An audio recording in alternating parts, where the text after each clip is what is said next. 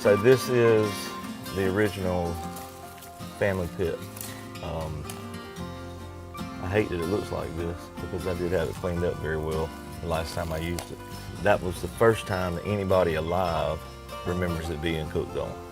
Like nobody alive remembers the last time it was used. When we were cleaning this up, it was just, I mean, thigh-high trash. That vat was full. And as we were cleaning out the vat, I kept finding,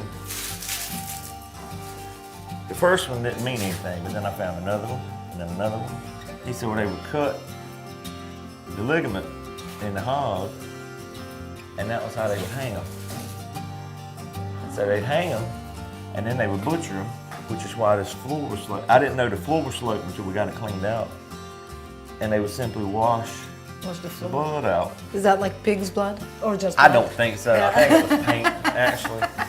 This is the original. The Holy Grail. Pretty much. This is where I'd heard this pit spoken of so many times by my grandfather talking about learning how to cook hogs from his uncle. What he was doing then would have allowed somebody in his family, such as my granddaddy and myself, to evolve to now I get to take it all over the country. And what he was doing in that little pit was for probably people that live within 1 or 2 miles of here. I do exactly what he did in that room, coast to coast, last year from Maui to Sweden. And I guarantee you the people that ate the food out of that pit, just another hog.